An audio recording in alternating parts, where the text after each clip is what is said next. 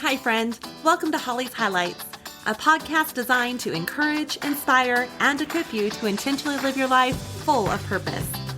I'm your host, Holly Kirby, motivational speaker, leadership cultivator, marketing strategist, and personal cheerleader.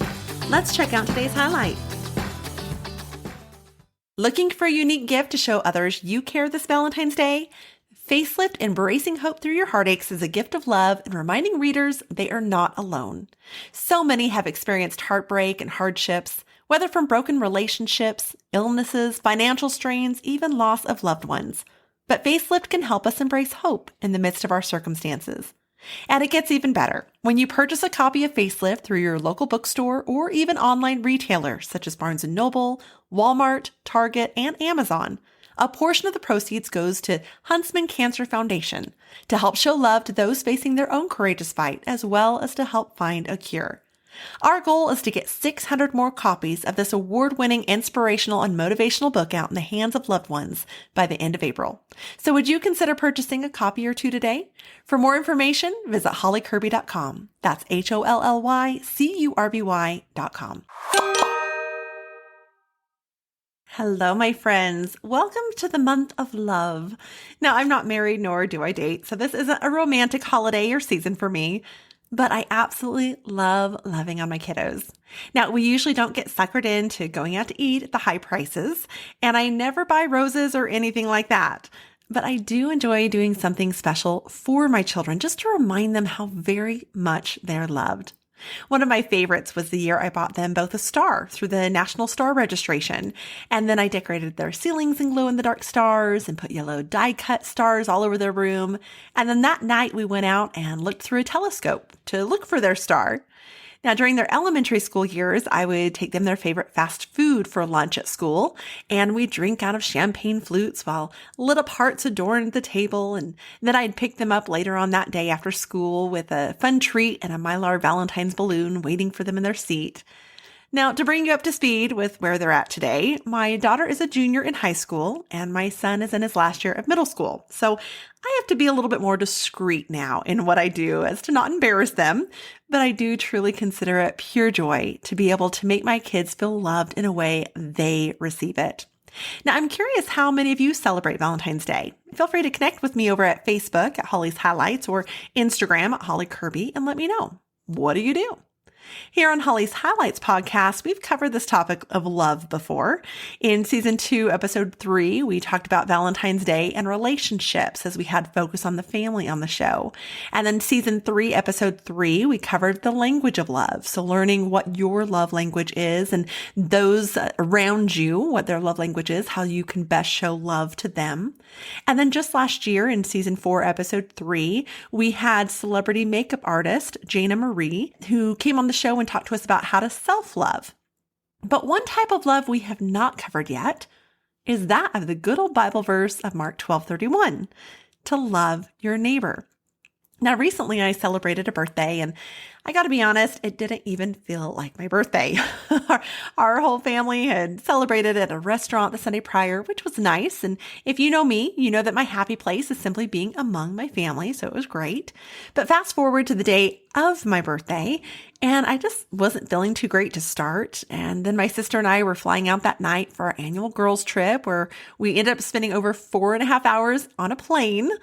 And although I got to tell you, my sister nailed it. She called me the night prior to sing a song to me that my mom used to sing the night prior to our birthdays. And then as we got to the airport to fly out, she even crowned me with a birthday crown and put a birthday sash around me to wear.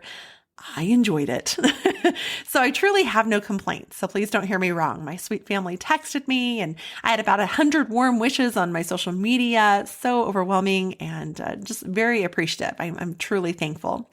But the actual day itself just felt a little off. I think only one person sang to me on my birthday, and this is the first year that I've not had a birthday cake. Now, keep in mind, I did blow out a candle at the restaurant the week prior as it sat on top of the scoop of ice cream that came with our meal, but it just didn't feel like my birthday. Now, again, I think part of that is just as we get older, birthdays change, right? However, they do still need to be celebrated. So I would encourage you to listen to season 3, episode 2 on Holly's Highlights regarding 3 reasons to celebrate your birthday. But then I'm sure another reason is that me and my sister were flying out for the annual girls trip that night. And so our schedules were just off. But when I got home, and not just getting home from our girls trip, but really got into that next week after my birthday, it just seemed to be filled with feeling loved.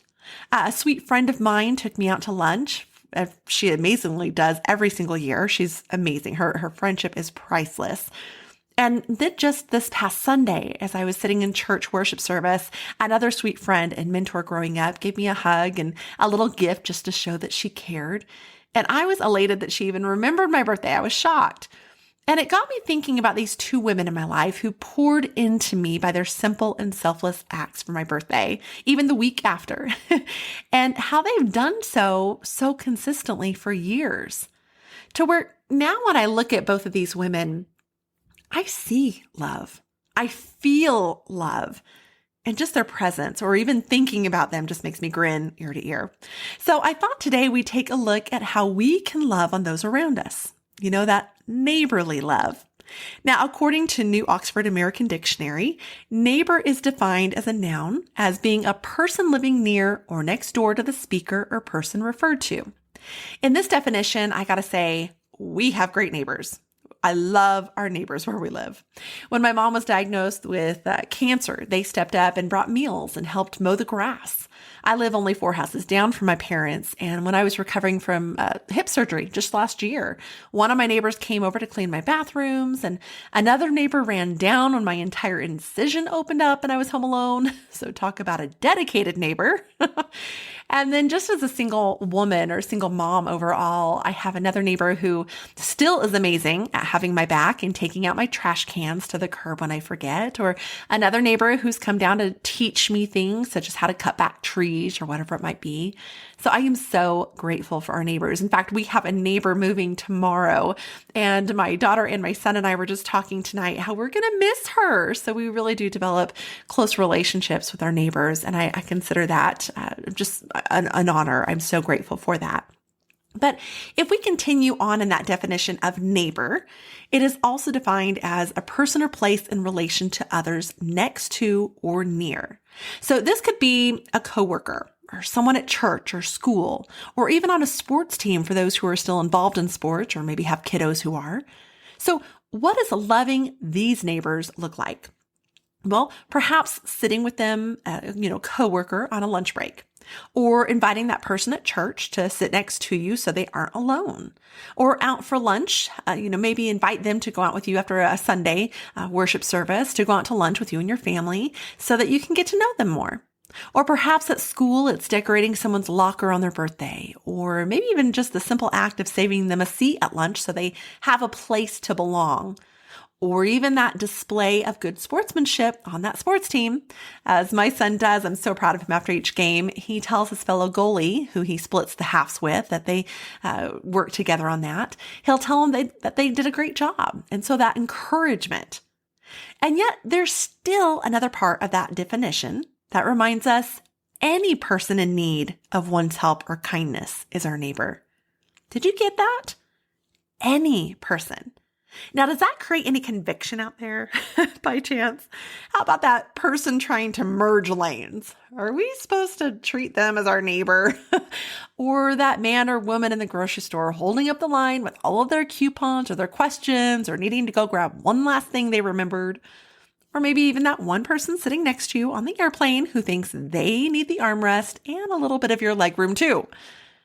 That same New Oxford American Dictionary, though, describes love as a noun of having an intense feeling of deep affection, or even a verb of feeling deep affection for someone. It can be challenging, or dare I say uncomfortable, to express love to all persons, can't it? Well, I think it's more understandable or even relatable if we look at Philippians 2:4. When it says, let each of you look not only to his own interests, but also to the interests of others. So loving our neighbor by looking out for their well-being. Now that is something we're more apt to buy into, right? So whether an introvert or an extrovert, regardless of your skill set or ability, And yes, even considering your time and your own responsibilities, there are still 3 areas where I'd encourage us each to embrace today as we seek to develop that affection for others in their well-being as we show love to our neighbors. The first one is to serve. Now, I start with this as it seems to be most everyone's go-to, that all familiar question of, what can I do? Now, for those of you who have purchased a copy of my book, Facelift, thank you. But if we take a look in chapter 6 of Facelift, we see many examples of ways that we can serve others practically. From mowing yards so that they can care for a loved one, providing a meal so it's one less thing on their to-do list, or even putting together a care package, taking someone out for coffee, or giving a meaningful gift. Maybe providing transportation to a doctor visit, or even sitting and waiting in that waiting room so that they aren't alone. The list really does go on and things that we can do, ways that we can serve our neighbor. And did you know that serving others is actually a good form of stewardship? According to 1 Peter 4:10, it instructs us that each of you should use whatever gift you have received to serve others as faithful stewards of God's grace in its various forms. But here's the thing. We don't have to do it alone. So gather up that group of neighbors to divvy out who's going to mow each week so that no one gets stuck with the load. Or perhaps sign up for that meal train or other free service that helps notify people of the need and allows for meals to be signed up for, or even DoorDash gift cards to be sent. You just don't have to do it all alone. When my mom was ill just shortly before her passing, a school group surprised me by coming over and cleaning up my leaves. It was in the fall time, and they had heard about me caring for my mom and just simply wanted to take something off of my plate.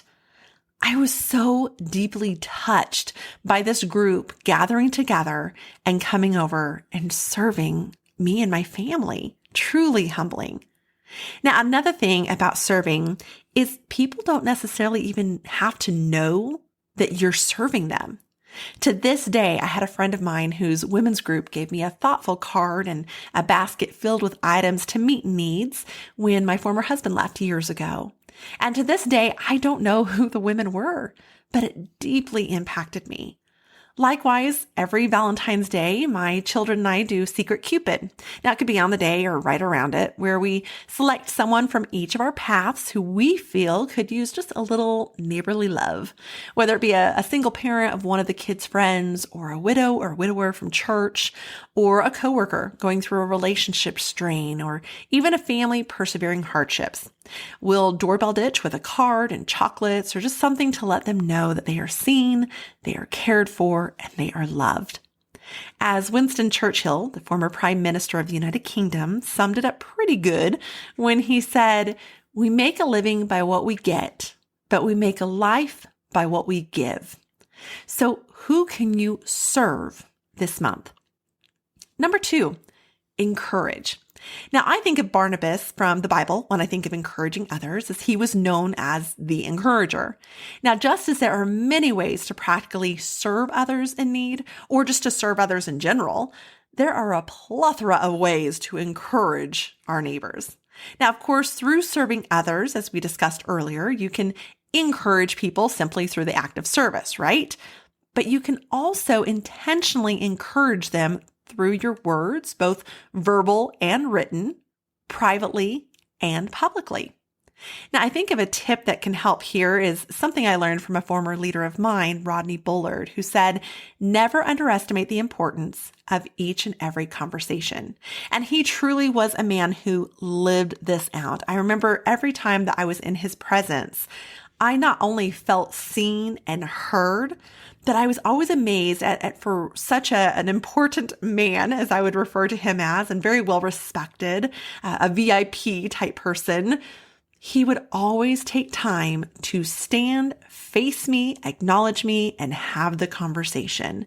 It was as if I was the only person around and the top thing on his agenda or schedule for that day.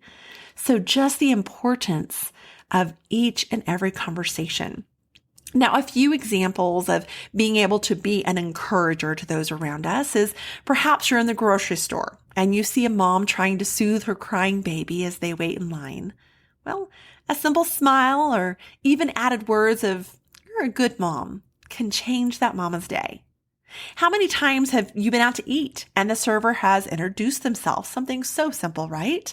Well, when you get that check and go to sign for the bill at the end of your time, write a little personalized note to them on the receipt, thanking them for their service today, or even letting them know what a great job they did on keeping the drinks filled. Do you have a coworker that you could give a public shout out to, or as I prefer to say, snaps, while at your next staff meeting or in your communication thread?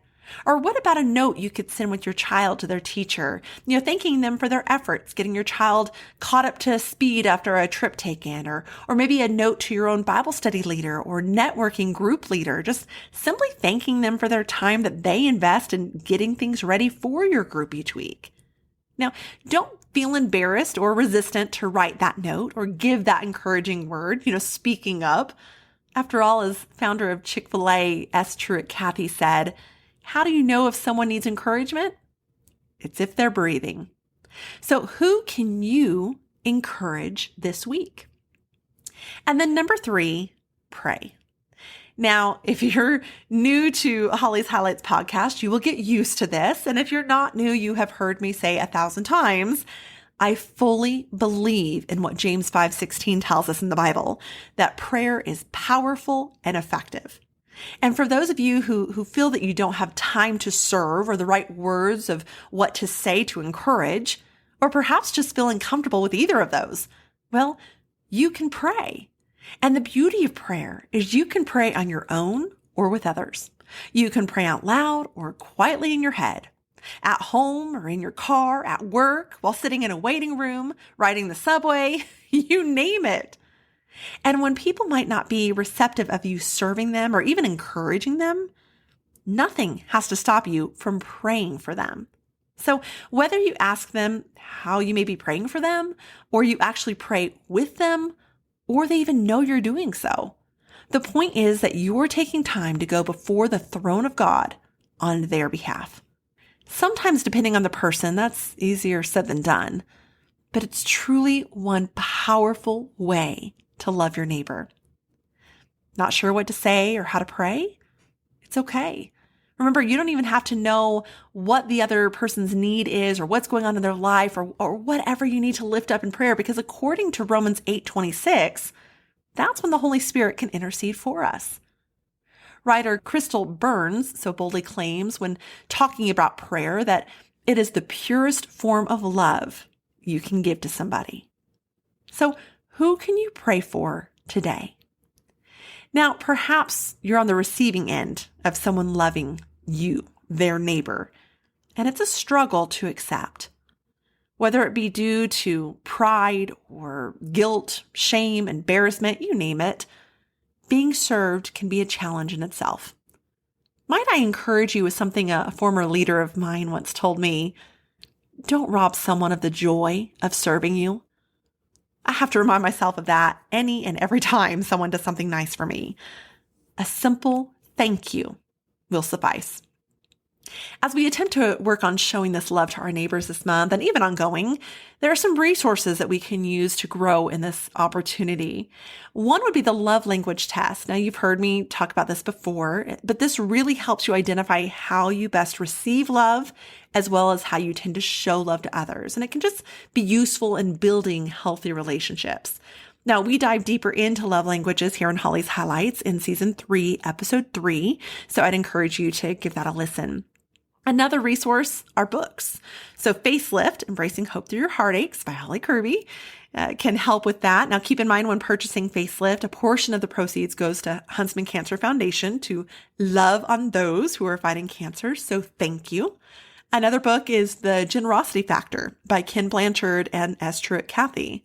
And another one is Heroes Wanted by Rodney Bullard. All of those would be great books to look at for this topic. You can even sign up for memberships, such as the free website called Meal Train. This is a great way to set up meals for someone in need, or again, just someone you want to love on. And people can sign up for a day, and it provides the recipient's address and preferences and allergies and all that stuff to just help make it super simple for everyone involved. And then, of course, there's downloading apps such as GroupMe. This is a great one to help communicate with others. So I've used this before for our neighborhood, and it helps us communicate and just being aware of anything that the neighbors might be going through so that we can love on them and show support to them how we may, but also so that we can have each other's backs and just keeping eye and communicating any concerns or even just simple invites to fun stuff, things that we have going on as neighbors. Then there's apps like Deeds or Point, which help link you with volunteer opportunities in your areas. So what I think is really cool though is Be My Eyes app, I think is what it's called. It's where you can actually help the visually impaired find something. So whether it be something in their own home or directions how to get somewhere. Then our own church uses Church Center app. I think that's what it's called. And this allows us to all communicate volunteer opportunities to even notifications about those meal trains that I talked about that people have set up for others. So as the saying goes, there's an app for that. So perhaps explore your app section to see what tools and resources might meet your needs in being able to get involved in loving on others. Now, loving our neighbor is an investment of time, of talent, at times of financial cost.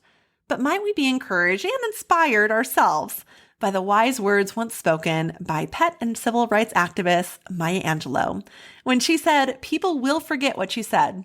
People will forget what you did, but people will never forget how you made them feel." Happy Valentine's, my friends. May you love your neighbor and live loved.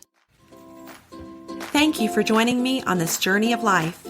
I hope that today's highlight has been encouraging, inspiring, and equipping so you can go out and live your life full of purpose. I'd be honored if you'd take a moment to leave a review, or better yet, subscribe. We can also stay in touch by joining my email list at hollykirby.com. That's HOLLYCURBY.com. Until next time, make it a great day for a great day.